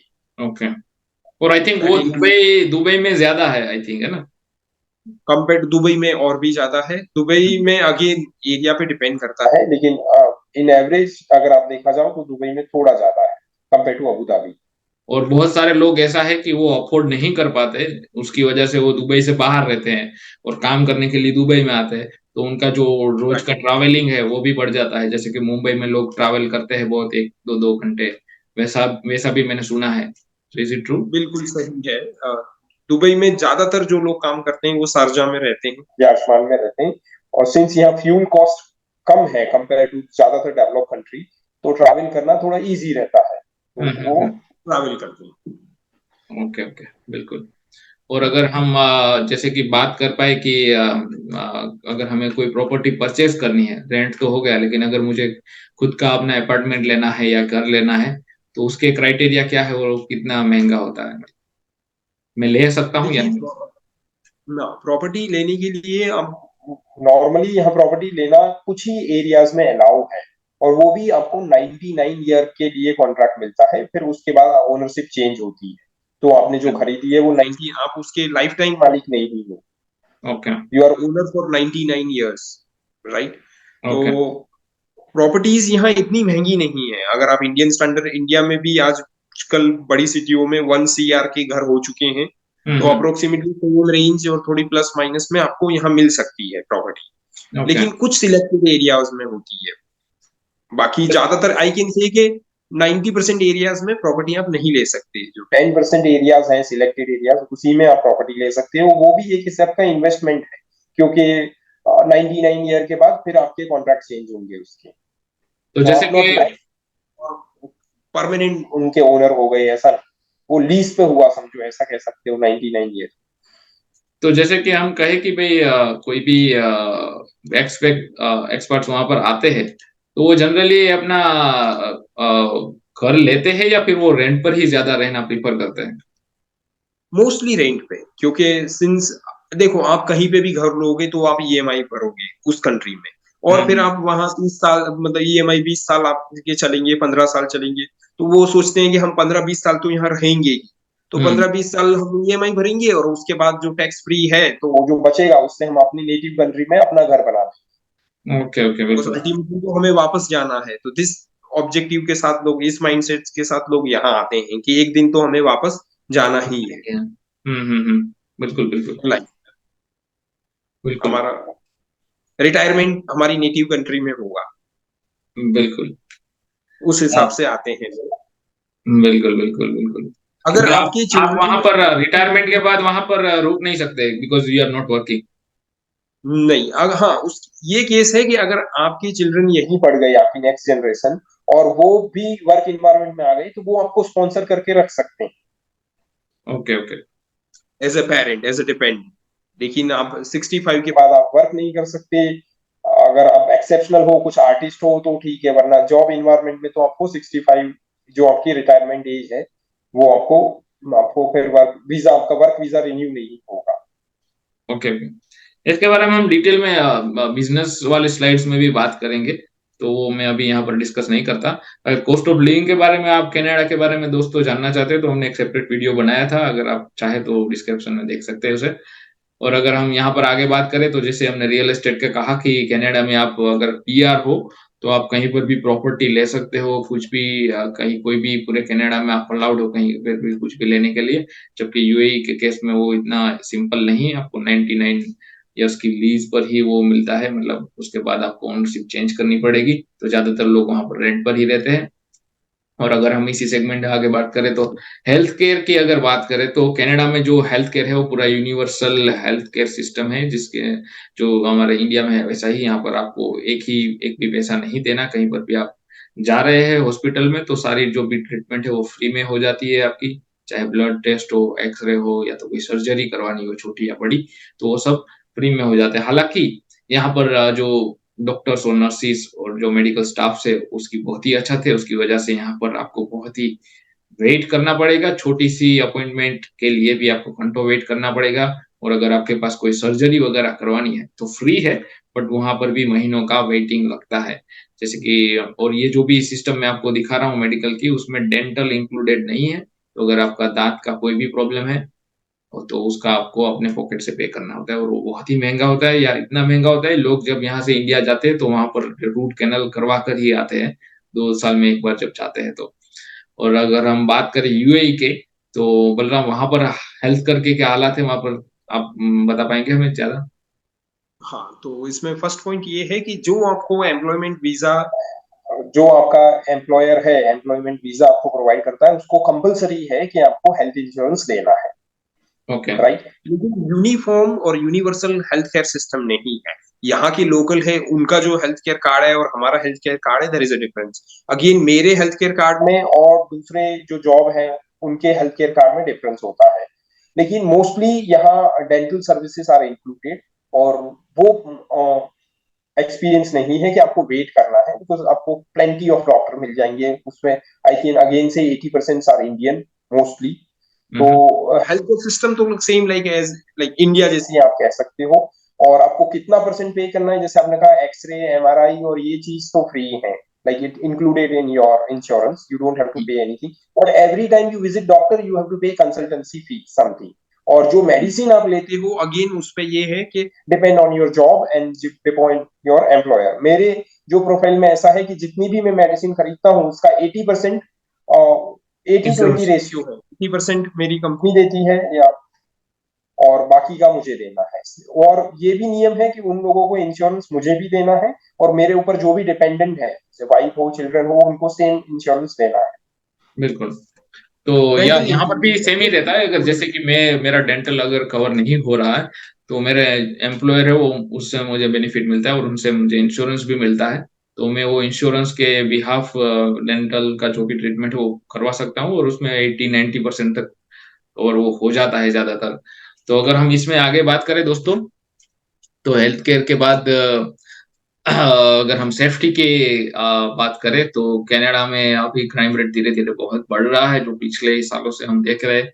वैंडलिज़्म हो या मर्डर हो या तो ड्रग्स रिलेटेड जो क्राइम है, क्योंकि यहाँ पर जो कैनबिस है, जिसे हम अफ़ीम कहते हैं, वो यहाँ पर आसानी से मिलता है। मतलब कैनबिस यहाँ मारिजुआना जिसे कहते हैं, वो लीगलाइज़्ड है पूरे कनाडा में और उसके स्टोर्स होते हैं, वहाँ पर जाकर आप ले सकते हैं। जैसे कि हमारे यहाँ दारू मिलता है, वैसे ही आप यहाँ पर ड्रग्स वगैरह ले सकते हो और कुछ प्रोविंस जैसे कि ब्रिटिश कोलंबिया, वहाँ पर तो सिंथेटिक ड्रग्स भी अलाउड कर दिए हैं, जैसे कि हेरोइन हो गई। तो वहाँ पर ड्रग्स से बहुत ही बुरे हालात है और कई बार जहाँ जब आप डाउनटाउन में जाते हो तो वो बहुत ही आपको बुरा लगता है। और अगर हम यूएई के बारे में बात करें तो वहाँ पर क्राइम रेट बहुत ही कम है। बलराम हमें ज़्यादा बता पाएँगे कि क्या हालात है वहाँ राइट। तो जो स्टैटिस्टिक्स हैं आप देखोगे और आप पढ़ोगे तो this is one of the safest place on planet. काफी क्राइम रेट, मैं जब से आया हूँ मैंने ऐसा कुछ देखा नहीं है कि कहीं पे भी आपको इनसिक्योरिटी लगे या कोई आपको ड्रंकन इंसान रोड पे ऐसा मिले, या बस में रात को 12 बजे या दोपहर रात को 2 बजे कहीं पे भी आप कैसे भी जाओ, कितने भी मनी आप साथ लेके जाओ, आपको crime rate is almost near to zero, registered crime rate. हुँ, हुँ। थोड़े बहुत कुछ इंसिडेंट होते हैं उसमें लोग पकड़े जाते हैं, और हुँ, गन हुँ। कल्चर यहाँ है नहीं। अगर हम बात करें सब्सटेंस की, तो अल्कोहल भी स्ट्रिक्टली रेगुलेटेड है। हुँ, फॉर हुँ। दैट ऑल्सो आपको license, since it's a Islamic country, तो alcohol as you know in Islam it is consider as sinful. हुँ, तो हुँ। उसके लिए भी आपको लाइसेंस चाहिए। ओके। अगर आप अगर आपको अल्कोहल कंज्यूम करना है तो पब्लिक प्लेसों में आप नहीं कर सकते, मिलता भी नहीं है। आप वाइन शॉप ऐसे रोड पे कहीं आपको उसका चलाने का लाइसेंस भी नहीं मिलेगा। पब्स हैं कि जहां अल्कोहल सर्व की जाती है, ये फैक्ट है 5 स्टार होटल्स वगैरह में, but that is limited to that area only. आप पी के फिर बाहर आओ तो there is a strict policy for that. और किसी भी तरह के ड्रग्स को यहाँ सपोर्ट नहीं है लीगली। हुँ, हुँ। कुछ लोग इलीगली ट्राई करते हैं, सीवियर पनिशमेंट होती है उसके लिए अगर पकड़े जाते हैं। तो यहाँ ये चीज अच्छी है कि अगर क्राइम आपने किया है तो ज्यादा चांसेस है कि आप पकड़े जाओगे, हुँ, क्योंकि हुँ। सभी वीजा के अंडर हैं तो आपकी आइडेंटिटी रहेगी नहीं, और जैसे ही ऐसे क्राइम में आप पकड़े गए डिपोर्ट होगा। हुँ, हुँ, हुँ। ओके, मतलब तो क्राइम रेट के हिसाब से आप अगर देख रहे हो तो UAE one of the safest country मैं कहूँगा कि वहाँ पे बहुत ही क्राइम रेट कम है। और मुझे कई मेरे दोस्तों ने कहा कि पता नहीं आपको ये बुरा भी लगे कि वहाँ पर जो भी प्रेस है उसको मतलब गवर्नमेंट कंट्रोल्ड है, उसकी वजह से जो क्राइम रेट हो रहा है, वो शायद होता भी होगा लेकिन वो इतना बाहर नहीं आता। जैसे कि हम अगर चाइना के क बारे में बात करें तो वो वहाँ पर कम्युनिस्ट गवर्नमेंट है, वो पूरा चलाती है वहाँ पर प्रेस मीडिया, तो वो बाहर नहीं आने देता वहाँ पर जो भी क्राइम्स हो रहे हैं। तो इस केस में यूएई के बारे में क्या कहेंगे आप कि है ऐसा कि ग्राउंड में अगर कुछ क्राइम्स हो भी रहे हैं लेकिन न्यूज़ या तो मीडिया में इतना नहीं आ रहा क्योंकि because of the government they have controlled it. देखो, मीडिया कंट्रोल है इसमें कोई डाउट नहीं है, since it's a monarchy, it's not democratic country. हुँ, हुँ। लेकिन एट द सेम टाइम अगर आप न्यूज़पेपर देखते हो तो उसमें यहाँ कुछ ऐसा इंसिडेंट होता है, कोई थेफ्ट का इंसिडेंट हुआ या किसी पे अटैक हुआ तो उसकी इंफॉर्मेशन आती है, ओके, ओके। कुछ इंसिडेंट आता है। लेकिन यहाँ इंडिया जैसा या शायद कनाडा कहूँ, ऐसा नहीं है कि आप इंसिडेंट हुआ, कुछ भी हुआ तो आप उसकी वीडियो बना के वायरल कर सकते हो, या कुछ ऐसी आपको करप्शन लगा तो उसका वीडियो बना के आप कहीं पे भी शेयर कर सकते हो, तो उसके लिए हैवी फाइन है। ये ओके। चीज कंट्रोल बाय गवर्नमेंट। और अगर क्राइम की बात करें तो मैंने ऐसा कुछ देखा नहीं है अभी तक इतने सालों में कि कहीं ज्यादा क्राइम हो रहे हों और वो रिपोर्ट, मतलब ऑन रोड आप देख रहे हो क्राइम है लेकिन मीडिया में कहीं क्राइम रिकॉर्ड दिख नहीं रहा है। ओके, ओके मतलब ग्राउंड पे ही क्राइम क कम है। आपने मतलब इतना हाँ, देखने को ही ऑलमोस्ट नहीं मिलता। ऑलमोस्ट हाँ। बिल्कुल, हाँ, बिल्कुल। लेकिन ये बात सही है कि media is control, it's a control by government, that is for sure. Regulatory policy काफी हैवी है। मीडिया गवर्नमेंट को ऐसे क्रिटिसाइज नहीं कर सकती यहाँ पे जैसे इंडिया में कर सकती है। ओके, ओके, बिल्कुल। तो अगर हम गन लॉज़ के बारे में बात करें तो यहाँ पर भी जैसे कि यूएसए का अलग गन लॉज़ है, यहाँ पर रिस्ट्रिक्टेड है, लेकिन फिर भी कनाडा में अगर आप एज़ अ हॉबी हंटिंग करना चाहते हो, तो आप यहाँ पर गन रख सकते हो और गन ले भी सकते हो और कुछ गन्स है वहाँ पर कोई रिस्ट्रिक्शन नहीं है। आप जैसे कि कबेलास और कैनेडियन टायर जैसी शॉप्स हैं, वहाँ पर जाकर आप जैसे आप शॉपिंग कर रहे हो, टमाटर लेने जाते हो, वैसे ही आप गन लेकर आ सकते हो। और कुछ जैसे कि यहाँ पर हैंड गन्स दिखाएगी, वो रिस्ट्रिक्टेड गन्स है, वहाँ पर आपको लाइसेंस वगैरह लेना पड़ता है। और ऑटोमेटिक वेपन्स है, जो ऑटोमेटिक राइफल जिसे कहते हैं, वो तो पर्टिकुलरली यहाँ पर बैन कर दी है बहुत सालों से। तो अगर यूएई के केस में बात करें, तो मैंने जहाँ तक पढ़ा है वहाँ पर जो लोकल एमिरेतीज़ है उनको ही अलाउड है गन रखना, बाकी जो बाहर से इमिग्रेंट्स आते हैं उनको अलाउड नहीं है। How about UAE Balram? Right, locals के लिए as again rules are different. बाहर के लोग तो गन्स तो छोड़िए, आप दूसरा कोई भी वेपन नहीं रख सकते अपने घर पे। बिल्कुल। और लोकल्स भी उनका जुडिशियस यूज कर सकते हैं इस चीज में। ये बात है, वो उनकी कुछ ट्रेडिशनल कल्चर्स हैं, तो उसमें जैसे कि मैरिज सेरेमनी है, उसमें वो लोग हवा में गन फायर करते हैं, ऐसा है। अदरवाइज यहाँ जो हंटिंग का कल्चर है या रोड पे किसी को हिट किया, वो गन कल्चर, वो बात नहीं है। लेकिन हुँ, yes, as expert you can't keep gun, ये ओके, बात सही। बिल्कुल। तो आगे हम बात करें बिज़नेस की, तो बिज़नेस के हालात वहाँ पर कैसे? जैसे कि अगर मुझे वहाँ पर बिज़नेस करना है, तो मैं अगर वर्क वीज़ा पर हूँ, तो मैं वह बिज़नेस वीज़ा के लिए अप्लाई करके अपना खुद का कोई रेस्टोरेंट या स्टोर या कुछ भी कर सकता हूँ, या कोई स्टार्टअप भी कर सकता हूँ। ऐसा कुछ है वहाँ पर प्रोविज़न, या फिर कैसे हालात है बिज़नेस के लिए? देखो, आप दो एम्प्लॉयमेंट एक साथ नहीं रख सकते। जैसे कि अभी मेरी प्रोफाइल मेरी टीचर की है, तो मैं यहाँ बिजनेस एस्टेब्लिशमेंट मेरे नाम से नहीं कर सकता। ओके। पहली एक बात। और जो यहाँ बिजनेस की पॉलिसीज हैं वो काफी वेलकमिंग है। अगर आप देखोगे तो वर्ल्ड की अच्छी अच्छी कंपनियों के क्वार्टर हेडक्वार्टर्स होंगे दुबई में, हुँ, राइट। यूएई वेलकम करता है कि आप आइए यहाँ बिजनेस करिए। उसके लिए आप 100% इन्वेस्टमेंट है। मतलब ऐसा नहीं है कि आपको, पहले एक रूल था कि अगर आपको बिजनेस यहाँ स्टार्ट करना है तो आपको कॉन्ट्रैक्ट साइन करने पड़ते हैं जिसमें एटलीस्ट 50% पार्टनरशिप होनी चाहिए एक लोकल आदमी की।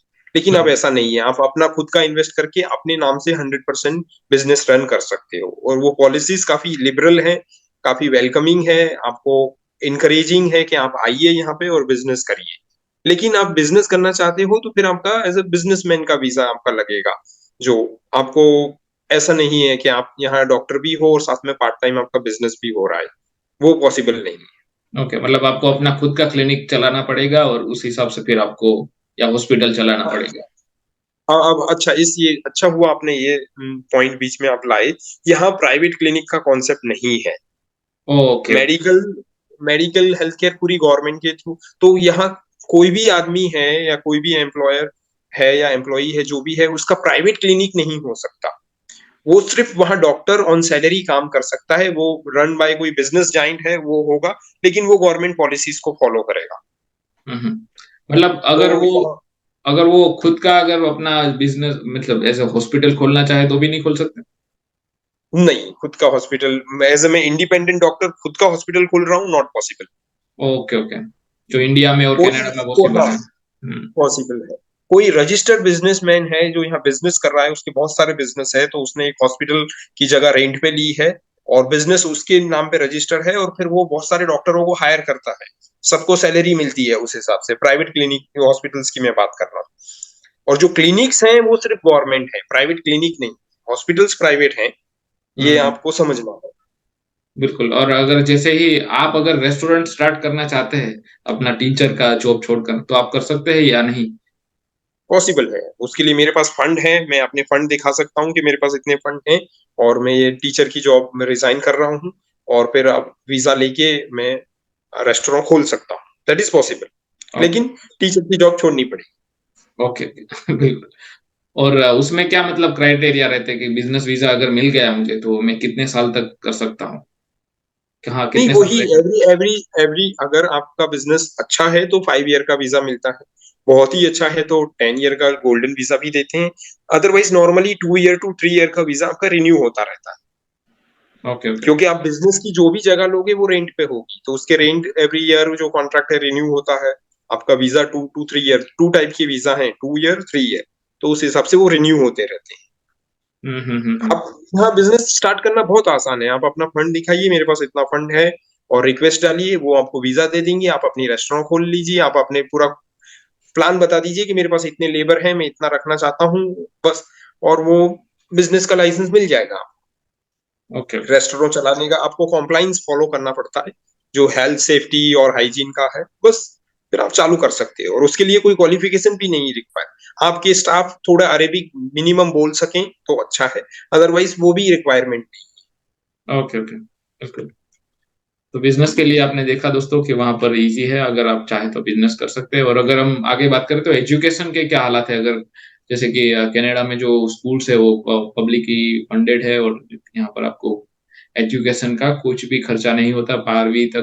12वीं क्लास तक अगर हम बच्चों की जो एजुकेशन होती है वो फ्री होती है गवर्नमेंट स्कूल्स में। उसके बाद जो यूनिवर्सिटी या कॉलेज में एडमिशन होते हैं वहां पर आपको फीस पे करनी होती है, वहां तक आपको कोई खर्चा नहीं है। इवन यहाँ पर चाइल्ड केयर बेनिफिट भी है, जैसे कि आपका टैक्स में पैसा कटता है, तो उसके हिसाब से अगर आपकी फैमिली को सपोर्ट करने के लिए पर मंथ और चाइल्ड आपको यहाँ पर $500 तक मिलते हैं। तो अगर आपके पास 2 चाइल्ड है तो आपका $1000 पर मंथ वो भी मिलेगा। लेकिन वो सर्टेन अमाउंट ऑफ सैलरी तक आपको मिलता है। उसके बाद अगर आपकी हायर सैलरीज है तो वो बेनिफिट्स थोड़े कम हो जाते हैं, आधे तक हो जाते हैं। तो वहां पर अगर हम बात करें यूएई में क्या हालात है, बोल रहा हूँ यू एजुकेशन के। हाँ, तो यहाँ मोस्टली ये जो एक्सपर्ट्स हैं उनके लिए प्राइवेट स्कूल्स हैं, हम्म और वो भी अगेन नेशनलिटी के हिसाब से। इंडियन के लिए Indian curriculum school, French curriculum school, French people के लिए जर्मन करिकुलम स्कूल है, अमेरिकन करिकुलम स्कूल है, ऑस्ट्रेलियन करिकुलम स्कूल है। लेकिन most of them are private, तो you have to pay for that. Government is not paying anything for that. Okay government उसके लिए आपको कुछ नहीं देती है। अब बात रही गवर्नमेंट स्कूल की, वो मोस्टली यहाँ के लोकल लोगों के लिए हैं, जो एमिरातीज हैं। वो हम्म अरेबिक मीडियम में होती हैं, इंग्लिश मीडियम में होती हैं, दोनों में।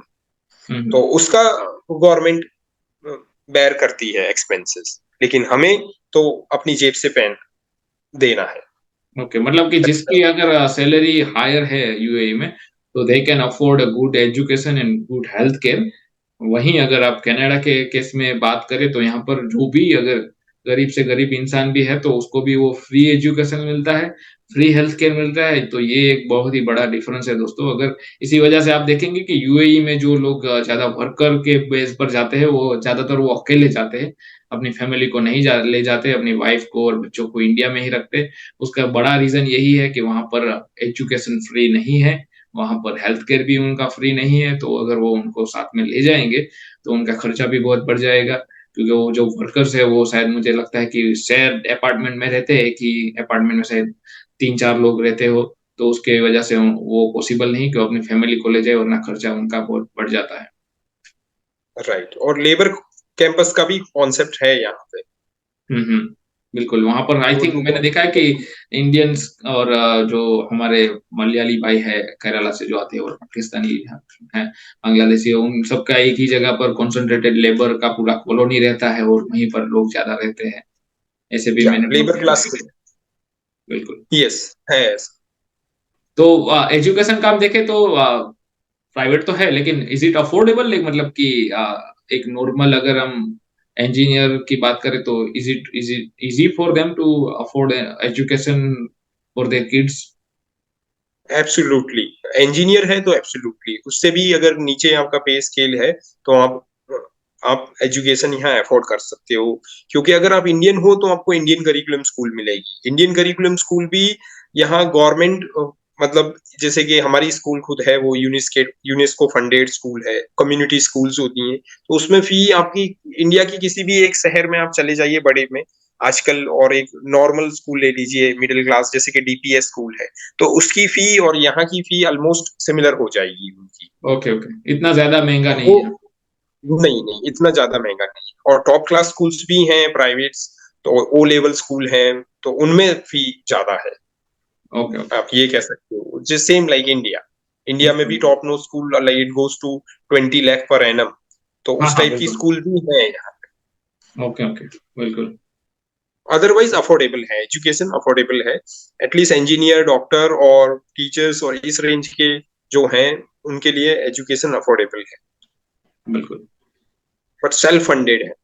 बिल्कुल। और अगर हम आगे थोड़ा स्पीड अप करें क्योंकि टाइम बहुत कम है, तो पब्लिक ट्रांसपोर्ट पे क्या हालात है वहां पर, क्या है इजीली बस मेट्रो वगैरह मिल जाती है, या फिर ज्यादातर लोग कार से ही ट्रैवल करते हैं बिकॉज वहां पेट्रोल सस्ता है, क्या हालात है वहां पर। देखिए, अगर आप, हाँ, पब्लिक ट्रांसपोर्ट एफिशिएंट है, कुछ इंटीरियर इलाकों को छोड़ दीजिए, अदरवाइज नॉर्मली दुबई में मेट्रो है, अबू धाबी में आपकी बस सिस्टम और दूसरी जो टैक्सी सिस्टम है वो काफी इफिशियंट है। वो बस तो काफी अफोर्डेबल है, और काफी लोग अपने जॉब इन्वायरमेंट के लिए कार पसंद करते हैं, क्योंकि कार और भी चीप रहती है। कार में आप 3 लोग एक साथ जा सकते हो, दो, और सिंस फ्यूल प्राइसेस यहाँ कम है तो कार और भी ज्यादा चीप पड़ती है आपको। अगर आप एज अ फैमिली जा रहे हो तो कार इज चीपर। ओके। तो इसलिए काफी लोग अपनी कार खरीद के यहाँ चलते हैं। रेंट अ कार का भी बहुत बड़ा कॉन्सेप्ट है यहाँ पे, तो हम्म। वो भी अफोर्डेबल ऑप्शन है। और अगर हम वेदर के बारे में बात करें तो जैसे कि कनाडा तो पूरा फ्रोजन कंट्रीज लोग कहते हैं, यहाँ पर बहुत ज्यादा बर्फ पड़ती है। और जहाँ पर मैं रहता हूँ पर्टिकुलर विनीपेग मैनिटोबा में, यहाँ पर -30 तक जाता है टेम्परेचर अगर आप जनवरी दिसंबर की बात करें। और इसी हालात से अगर हम पूरा उल्टा देखें तो यूएई का क्लाइमेट है वो पूरा हॉट है, और इसी वजह से वहाँ पर टेम्परेचर काफी हाई चला जाता है 40-45 डिग्रीज। तो बलराम हमें बता पाएंगे कि वहाँ पर normal day to day life में कैसा रहता है? अगर हाई टेम्परेचर रहता है तो क्या लोग बाहर जाते चाहते हैं या नहीं जाते, जा पाते हैं या नहीं जा पाते, क्या हालात रहते हैं वहाँ पर? राइट, पहले हम क्लाइमेट पे बात कर लेते हैं। तो यहाँ जैसे आपको मालूम है ये डेजर्ट एरिया है, तो डेजर्ट में आप एक्सपेक्ट कर सकते हो टेम्परेचर हाई रहता है। यहाँ 4 मंथ ऐसे रहते हैं कि टेम्परेचर 40 से प्लस रहता है मैक्सिमम टेम्परेचर। जैसे आज हम बात कर रहे हैं तो आज 46 था मैक्सिमम टेम्परेचर, और ओके। हम अगस्त के एंड में हैं अभी। तो जो 4 महीने समर के रहते हैं वो आपके जून जुलाई अगस्त सितंबर, ये 4 महीने समर के हैं। हम्म। अब बाकी विंटर रहता है वो नॉर्मल रहता है, ज्यादा सीवियर विंटर नहीं है। मिनिमम टेम्परेचर 15 डिग्री के आसपास जाता है, तो दैट इज नॉर्मल विंटर। अब हम्म। आप पूछ रहे हो कि लोग बाहर निकल सकते हैं, तो बाहर निकलते हैं लेकिन कम निकलते हैं। अगर हॉट टेम्परेचर है 45 प्लस है और आफ्टरनून का टाइम है, तो लोग नॉर्मली बाहर जाना पसंद नहीं करते हैं। हम्म। और करते हैं तो सब जगह एसी है, बेसिकली आपकी कार से लेके कि जो भी वर्क वर्क इन्वायरमेंट है, बस स्टेशन है, बस है, मॉल्स हैं वगैरह, तो वो मैनेजेबल है। हम्म। तो ये और आउटडोर का अगर आप मतलब क्या कैसा रहता है? जैसे कि यहाँ पर नेचुरल चीजें बहुत है देखने के लिए। दुनिया की जो लेक्स है उसमें सबसे ज्यादा लेक कनाडा में है। तो उस हिसाब से अगर आउटडोर एक्टिविटीज आपको करनी है, कायाकिंग करना है, पिकनिक पे घूमने जाना है, जंगलों में ट्रायल में घूमना है, तो वो यहाँ पर बहुत सारे ऑप्शंस है। तो ऐसा वहां पर क्लाइमेट अगर नेचुरल देखना चाहे आउटडोर में तो इतने क्या ऑप्शंस बचते हैं हमारे पास? देखिए ये डेजर्ट एरिया है, जैसे मैं वापस से कह रहा हूँ, तो ज्यादा ग्रीनरी या फॉरेस्ट काइंड ऑफ इतनी चीजें यहाँ है नहीं। First of hmm. ऑल ये कंट्री छोटी है। अगर आप इंडिया से या कनाडा से कंपेयर करो तो इंडिया की किसी एक स्टेट को ले लीजिए आप, गुजरात को, उससे भी छोटी टोटल कंट्री है। बिल्कुल। तो उस हिसाब से, और ज्यादातर एरिया डेजर्ट है, तो ऐसे डेंस फॉरेस्ट वगैरह नहीं है। डेजर्ट सफारी का ऑप्शन है, और मैन मेड बहुत सारी चीजें हैं। रिवर का तो कोई कॉन्सेप्ट है नहीं यहाँ पे, there hmm. Is no river like kind of. तो ये चीज काफी डिफरेंस है, ज्यादा ग्रीनरी या ब्यूटी उस कॉन्टेक्स्ट में नहीं है। मैन मेड चीज बहुत है बिल्कुल देखने के बिल्कुल। लिए। कुछ फॉरेस्ट हैं, मैंग्रोव फॉरेस्ट हैं, लेकिन वो लिमिटेड है। तो ये भी एक बहुत ही बड़ा सिग्निफिकेंट डिफरेंस है दोस्तों, क्योंकि अगर आप चाहते हैं कि आपको ऐसा एनवायरनमेंट मिले नेचुरल, तो ये वहां पर आपको इतना नहीं मिलेगा। और डेजर्ट में अगर आप सरवाइव कर पाते हैं कि आपको हाई टेम्परेचर, ज्यादातर लोग जो इंडिया से बिलोंग करते हैं अगर आप, तो हमारे यहाँ पर भी 40-45 डिग्री टेम्परेचर पहुंच जाता है समर में। तो मुझे लगता है टेम्परेचर का इतना इश्यू नहीं रहता। लेकिन अगर आप कनाडा में आ रहे हैं तो वो बहुत ही डिफरेंस है, यहाँ -30 तक जाता है, और हमें ये स्नो वगैरह की आदत नहीं है हमारे टेम्परेचर बॉडी को। तो कई बार वो लोगों को बहुत ही शॉकिंग लगता है यहाँ का वेदर, और कई लोग इसकी वजह से वापस भी चले जाते हैं बिकॉज ऑफ वेदर। तो अगर हम आगे बात करें तो फ्रीडम ऑफ स्पीच और अगर प्रोटेस्ट की बात करें, तो जैसे कहा हमने कि वहां पर डेमोक्रेसी नहीं है, मोनार्की है, जबकि यहाँ पर लोग प्रोटेस्ट वगैरह भी कर सकते हैं। तो उसके बारे में आप बात कर पाएंगे या फिर you are not allowed to discuss on this? नहीं, बात कर सकते हैं, not derogatory term, as a information आप शेयर कर सकते हो, not a problem. Okay okay. Respectful way जो है उसको बताना, आई एम नॉट क्रिटिसाइजिंग, हम उसके जैसे आपने डिस्क्लेमर बताया तो एज ए डिस्कस कर सकते हैं। और उसका जवाब ये है कि प्रोटेस्ट अलाउड नहीं है, आप नहीं कर सकते। हम्म। जैसे ओके आप इंडिया में कर सकते हो, क्योंकि डेमोक्रेटिक वैल्यू नहीं है। स्टेट डिसाइड करता है क्या सही है क्या गलत है, नॉट इंडिविजुअल्स। Okay okay. लेकिन उसमें अच्छी बात यह है कि ज्यादातर स्टेट के फैसले ह्यूमैनिटेरियन होते हैं।